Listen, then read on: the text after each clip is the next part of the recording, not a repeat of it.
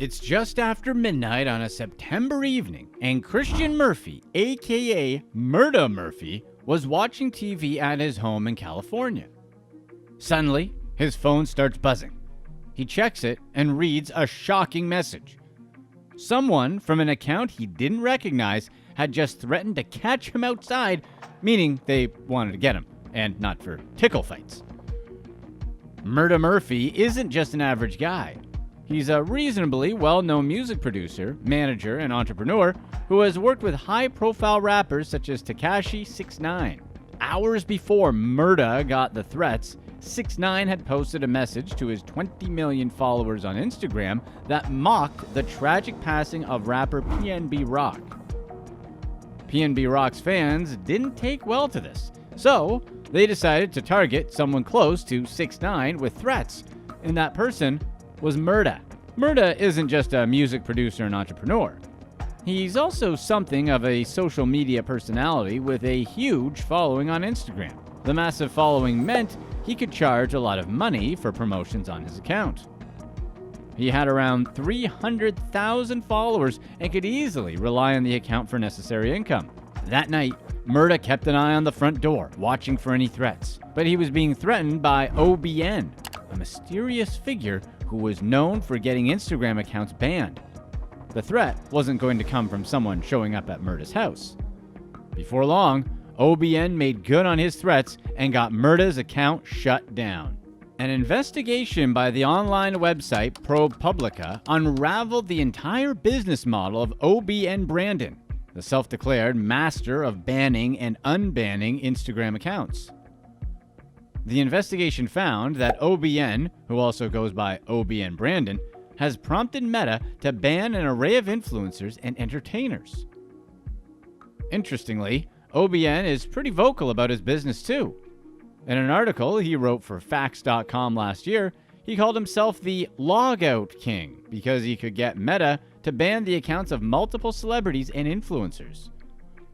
He says he has made over $300,000 from getting Meta to ban and unban accounts. He uses several strategies to take down his victims. One of his methods to take down an account was by accusing it of impersonating another account. To do this, OBN would get hold of a verified account. This account could be a hacked one or one he has access to. Then he would change the name and profile picture of the verified account to one he wanted to get banned. Then he would report the account he's targeting as an impersonator of the verified profile. Since Meta doesn't do extensive checks on this sort of case, they would ban the account without knowing that it's a scam. Since much of Meta's customer support infrastructure is automated, having an army of bots means that OBN could easily get Meta to flag certain accounts. When accounts have a number of flags, they automatically get removed. Aside from using bots, OBN also claims to have connections to actual staff of Instagram. He says he can get some accounts banned by searching for suspicious articles about them online and forwarding those articles to his contacts. His contact would then find a way to ban the account. He also claims that he can use this same route to unban accounts since he has a personal relationship with these employees at Meta. OBN and other scammers like him don't target all accounts. Instead, they go for people who have vulnerable accounts because their content verges on nudity and adult content. This means that most of the victims of these scams are lifestyle influencers, rappers, and OnlyFans models. OBN targeted the money-making vehicle of his victims. Murda, one of OBN's victims, was making about $20,000 per month through his Instagram account. That rounds up to about $240,000 per year. It's easy to think of OBN as just a random nerd hacking into people's accounts and reporting them to Meta, but that's not the role he plays. The videos and pictures he releases online show him wearing expensive watches and even driving a white Lamborghini. He's quite knowledgeable about the entertainment scene, so he knows who the up-and-coming celebrities and entertainers are. Some of these people include podcast hosts and C-list rappers, and those are the type of people who are especially attractive targets for him. OBN doesn't have a standardized fee structure, but according to reports, he charges as high as $5,000 to reactivate accounts he got banned. But once the fee gets paid, OBN ensnares his victim further by getting the account banned again. This kicks off a cycle of bans and reactivation that continues until the victim runs out of money. Despite Meta knowing about OBN's scam, the company has put very little public effort into to stopping the grift. The police, too, have done very little to track OBN down despite getting several complaints from his victims. To show just how invincible he was, OBN decided to post an email from the Las Vegas Police Department that showed that he had met the requirements to continue applying to be a police cadet. It was like he was taunting his victims by applying to join the police force despite the illegal nature of his business. OBN was telling them that he was so untouchable that he could join the police and nothing would happen. The most shocking thing about OBN is that despite having a larger-than-life online personality, no one knows anything about him. He's as close to a ghost as you can get in today's digital world where everyone has a footprint. No one even knows if OBN is one person or a group. However, investigations by ProPublica have revealed that OBN might not be as invincible as he thought he was.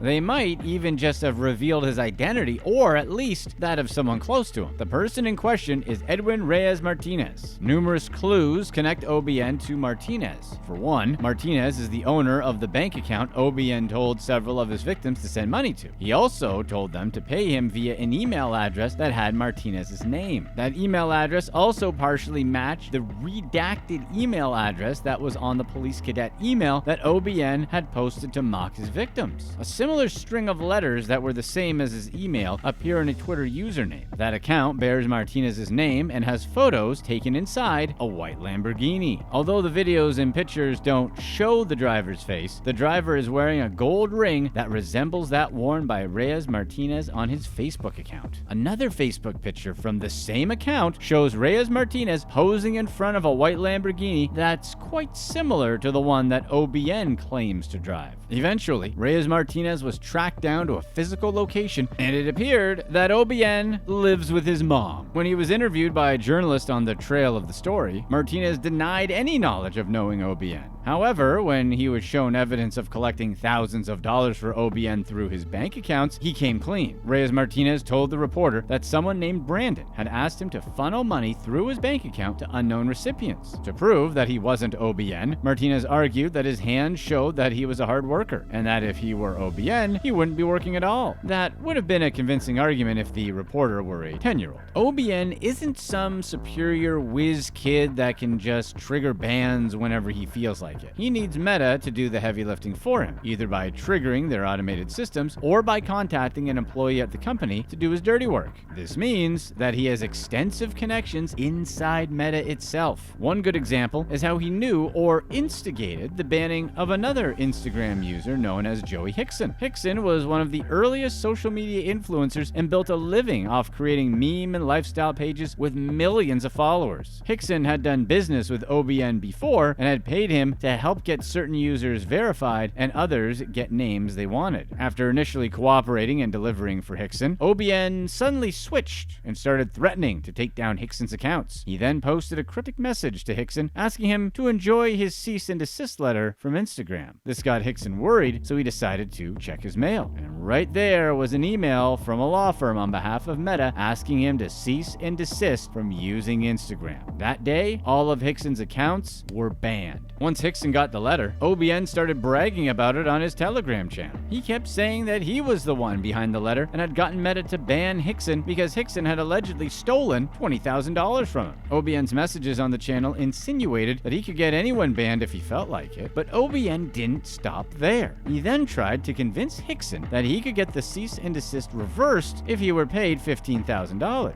He said that the letter was a result of an impersonator creating damaging content in Hickson's name and then reporting the post to Meta. OBN told Hickson that since he knew the law firm Meta was using and the lawyer in charge of the case, he would simply tell her that the accounts and posts were falsely made to frame Hickson. Meta, however, had something different to say about the matter. When contacted for comments, Meta said Hickson's accounts were justifiably shut down because of multiple infractions. Another victim of OBN's hacking and banning is Miami real estate agent and model Kay Jenkins. Jenkins' Instagram account had over 100,000 followers, and she used to earn about $20,000 per month funneling people from Instagram over to her OnlyFans subscriptions and also making sponsor posts on her IG account. After Jenkins moved from Utah to Miami, her account got banned several times. This happened to both her main Instagram account and the other account she used for her life coaching business. Months months after her accounts got banned, Jenkins learned about what happened by chance. She went on the popular Fresh and Fit podcast where she met Selena Powell. Powell was also a celebrity and worked as an OnlyFans model. She had risen to fame by claiming to have had intimate relationships with popular celebs like Drake and Snoop Dogg. Before the podcast, Powell had given OBN a shout out on her account and said he helped her with Instagram services and anything that had to do with banning and unbanning accounts. After the podcast, she rode the elevator with Jenkins and then started making a call. On the call, Powell spoke about getting someone's account unbanned. Jenkins heard this and asked if Powell could get her account unbanned as well. Powell said yes she could because she was the one who got it banned in the first place. Her reason was that Jenkins had danced with her ex-boyfriend at a Miami club and the ban was payback. Jenkins was a bit hopeful that if Powell was the one who got the account down, she could at least get it back up. So she asked Powell for help in getting the account unbanned. Powell agreed and said that she would reach out to OBN. Not long after, the account was reactivated. A week after the podcast, Powell posted another shout out for OBN. At this point, Jenkins was still angry at Powell for getting her banned, so she cut the friendship off. A while later, Jenkins' account was banned again. Over the next year, Jenkins' account would get unbanned again, and Powell would be imprisoned for an unrelated case. While Powell was serving time, OBN contacted Jenkins directly and promised to get her account verified for a fee. Jenkins basically told him to kick rocks since she wanted nothing to do with him. So, OBN cursed her out and told her that she would pay for refusing his help. 2 days later, her account was banned again. This time, Jenkins was really at her wit's end, so she decided to contact OBN and make peace with him. This would turn out to be an extremely expensive decision. OBN told her that he would be happy to help and shared a screenshot of a text he sent to a high-level operative in Meta who helped him with banning and unbanning accounts. Interestingly, he forgot to redact the name and profile picture of this high-level operative. OBN told her that she needed to pay him $5,000 to get her account unbanned. Jenkins saw no way out of her predicament and decided to pay the $5,000.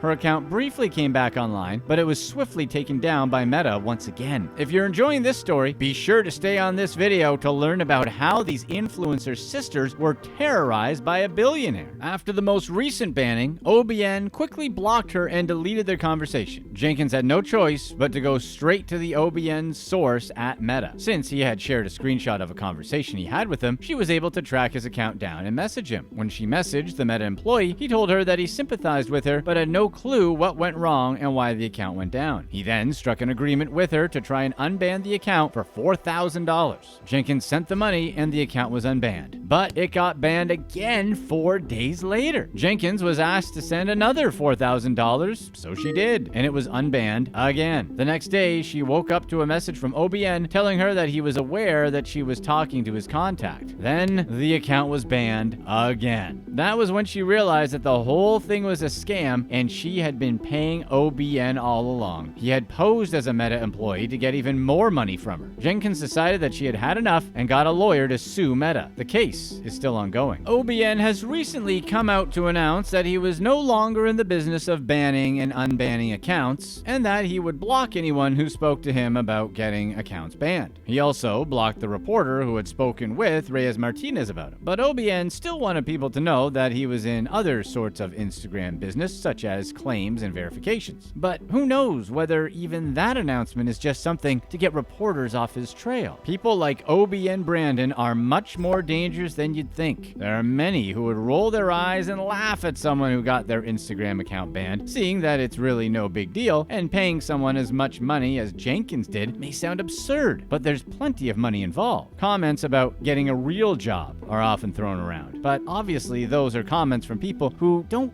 really understand how much work is actually involved in building and maintaining a big social media account. What OBN did is no different than what the mafia did to small businesses who didn't buy their quote-unquote insurance. Canadian divas Jyoti and Kieran Matharoos had their eyes set on a luxurious lifestyle. They wanted it all: shoes, makeup, jewelry, private jets, and soon all their wishes would come true. When Kieran turned 21, she met a Nigerian businessman while working at her job. They got into a relationship, and shortly after, he introduced Jyoti to his friend. It turned out that his friend was a Nigerian petroleum tycoon and wanted to fly her and her sister out to Nigeria with him.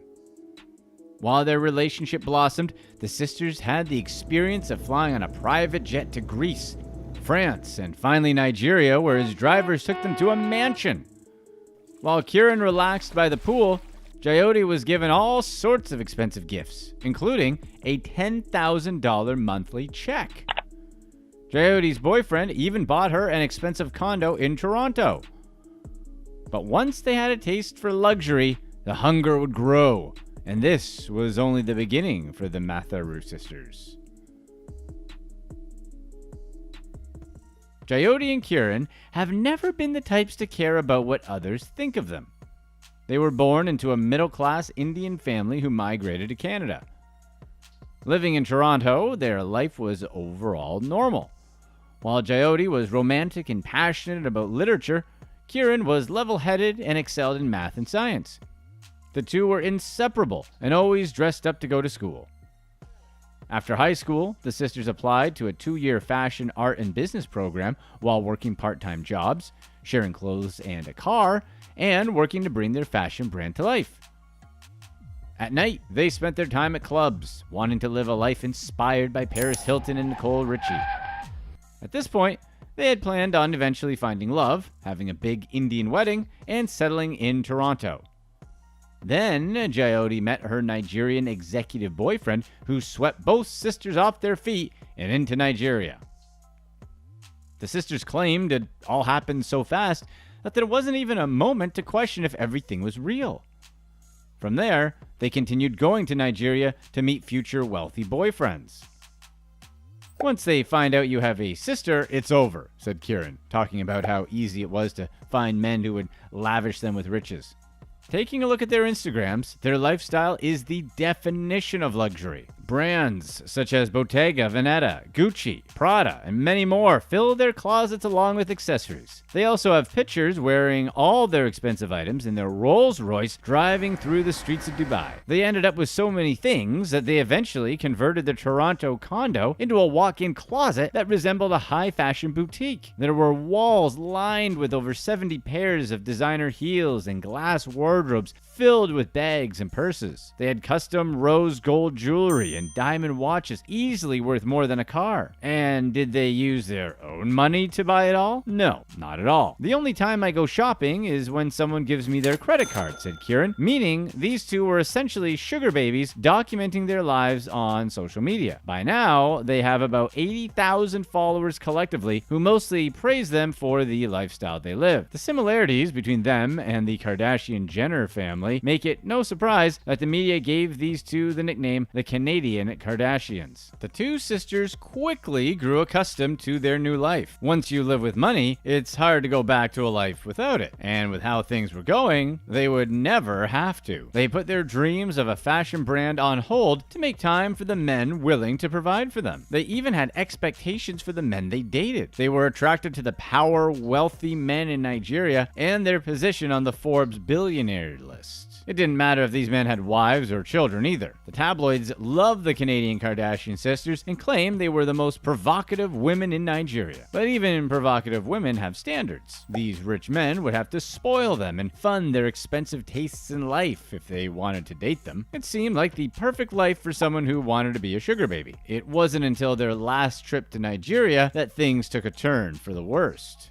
Both sisters woke up one morning, and after having a shower, they heard a loud knocking on their hotel room door. A group of men barged in, demanding that the two go to the police station for questioning. Confused and frightened, the sisters refused to go with them. You can still find the photos taken of them in their bathrobes online. Plainclothed police officers took these photos. Nothing was provided when the sisters asked them to provide proof of identification. Instead, the officers claimed that they would take them in their bathrobes if the two of them did not get dressed. In the end, they were forced to comply and taken to the station with the fear that they were being kidnapped. When they got to the police station, officers accused them of owning a popular gossip blog called Najasit Live. This site is known to spread scandalous rumors about Nigerian elites and accused the sisters of prostitution. Kieran and Jayoti denied being the owners, but the police did not believe them. From here, the officers drove them to another police station belonging to the anti-robbery squad. According to a 2016 Amnesty report, this station was known for its corruption and use of torture to extract confessions. When the two arrived, they claimed to be put into a dimly lit room while an officer demanded they sign a confession to owning the gossip site. Nejatsit Live was written in Nigerian Pidgin, a language neither girl spoke. When the girls refused to sign the confession, they were forced to a cell.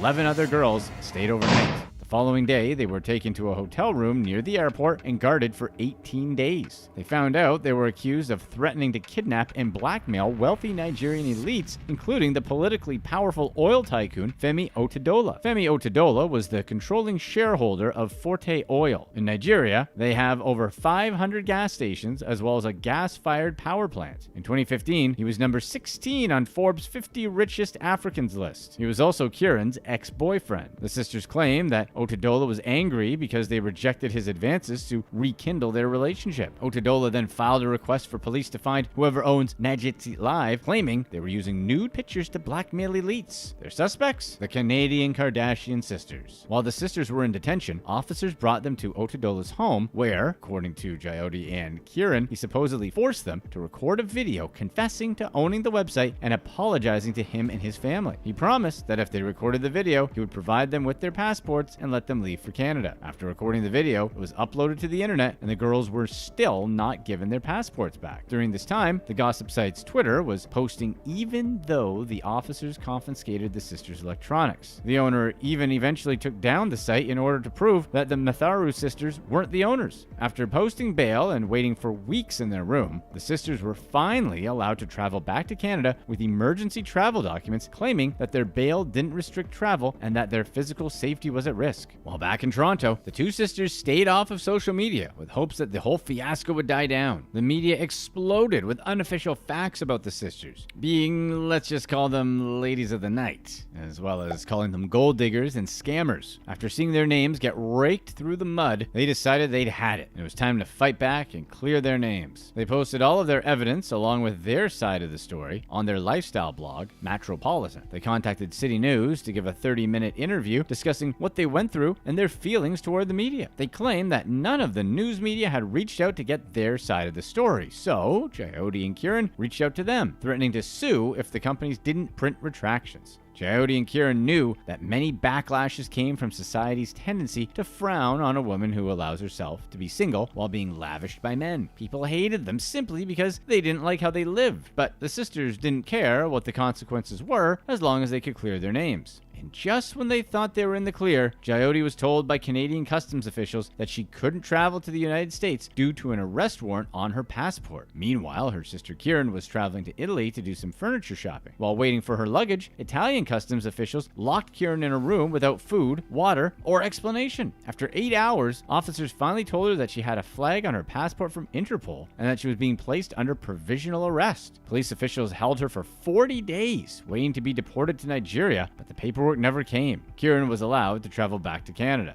Philip Adebowale, the Nigerian police officer who initially detained the sisters, was the one who issued the warrant for their arrest. He claimed he didn't conspire with OTEDOLA or demand bribes, as the sisters had mentioned. When asked why they didn't send the extradition paperwork for Kieran, he blamed it on the Italian police and bureaucratic errors. When Kieran returned to Canada, the two sisters pleaded with Interpol to remove their names from the red alert list so they would be allowed to travel again. Everyone knew this to be impossible without a lawyer, but the sisters felt they could accomplish it. While waiting for Interpol, the sisters decided to let their Instagrams flourish with photos of them wearing designer items. During this time, an American man who was a follower of Jayoti reached out, asking if she would like to start a fashion company. He lived in Dubai, but since the women weren't allowed to travel, he was willing to come to them. After months of waiting and fighting, Interpol sent them a package containing a letter letting them know that Interpol had deleted their names from the list. This meant they were free to travel again and had done so without a lawyer. The American man, who they have decided to keep unnamed, booked a flight for Jayoti to come to Dubai. After a stressful and sleepless flight, she was delighted that nobody was waiting to arrest her at the airport. What started as a business meeting quickly blossomed into a romance. Again, Jayoti found herself being taken care of by a wealthy man. One night, Jayoti wore an orange dress created by Kieran. This dress mesmerized the man who encouraged them to move to Los Angeles to start their fashion career. After all the scandals, the sisters now had the ability to realize their dream of creating a fashion brand. Now, the sisters own a clothing store called Spectrum Studio where they sell the clothes that Kieran makes. When advising others going through a public scandal, they remind people to be the one who tells the story, be transparent that nobody is perfect, and when people ask questions, answer them. They have learned from their experience and no longer mess around with Nigerian princes. In a wild turn of events, they have turned a scandalous story into a successful business, genuinely living up to the Kardashian name. Click to watch one of these next videos. Let us know in the comments section what you would rather do: